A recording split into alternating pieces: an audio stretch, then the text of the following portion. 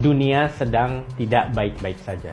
Saking gawatnya keadaan dunia, PBB membentuk Satgas khusus, namanya Global Crisis Response Group, untuk mengatasi krisis global. Satgas ini dipimpin oleh 6 orang pemimpin dunia. Presiden Jokowi termasuk salah satu pemimpin yang dipercaya diminta menjadi pemimpin Satgas PBB ini. Nah, sebetulnya seberapa gawat sih memangnya kondisi dunia sekarang ini? Lalu kok bisa-bisanya PBB percaya dengan Pak Jokowi untuk membantu mengurusi dunia yang sedang kacau balau ini? Dunia yang sedang kacau balau ini bukan cuma soal perang Rusia-Ukraina. Di negara lain, misalnya di Belanda, 40.000 petani turun ke jalan untuk demonstrasi. Petani, 40.000. Malah sampai ada yang bakar-bakar jerami di beberapa titik-titik strategis di negara Belanda. Bahkan ada petani-petani yang membawa traktor-traktor mereka memblokade jalan-jalan tol di Belanda. Di Sri Lanka juga sama, puluhan ribu orang turun ke jalan.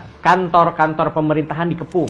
Bahkan rumah Perdana Menteri dibakar dan rumah Presiden Sri Lanka juga digeruduk oleh massa. Akhirnya Presiden dan Perdana Menteri Sri Lanka setuju untuk mundur, turun dari jabatannya. Bahkan di negara besar seperti Amerika Serikat, kekacauan pun terjadi. Perayaan Hari Kemerdekaan Amerika 4 Juli yang mestinya meriah dan menyenangkan dirayakan oleh rakyat Amerika jadi sebuah tragedi yang mengerikan. Karena terjadi setidaknya ada 11 bukan satu, 11 penembakan massal. Korban juga nggak sedikit di Amerika ini pada saat hari kemerdekaannya. Lebih dari 200 orang meninggal dunia. Boris Johnson, Perdana Menteri Inggris, terpaksa mengundurkan diri setelah pemerintahannya, kabinetnya yang dia pimpin memberontak. Ini dramatis juga kejadiannya. Awalnya ada 2 orang menteri kunci, menteri penting Perdana Menteri Boris Johnson yang mengundurkan diri, yaitu Menteri Keuangan dan Menteri Kesehatan. Tapi ternyata ini hanya permulaan. Satu persatu anggota pemerintahan Boris Johnson akhirnya mulai mundur. Sampai-sampai hanya dalam waktu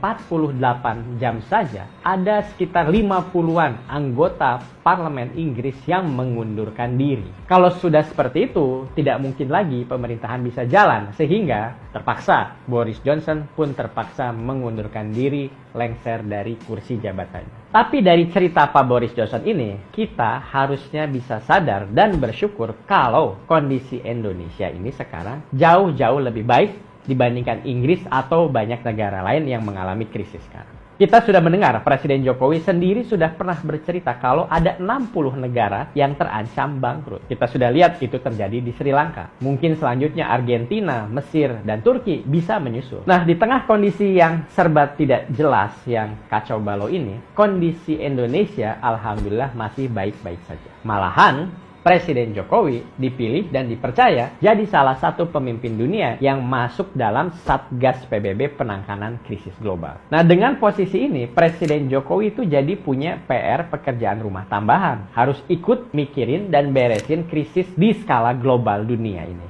Jadi Sobat Fobi, perjalanan Pak Jokowi ke Ukraina dan Rusia beberapa waktu lalu juga dalam kapasitas ini.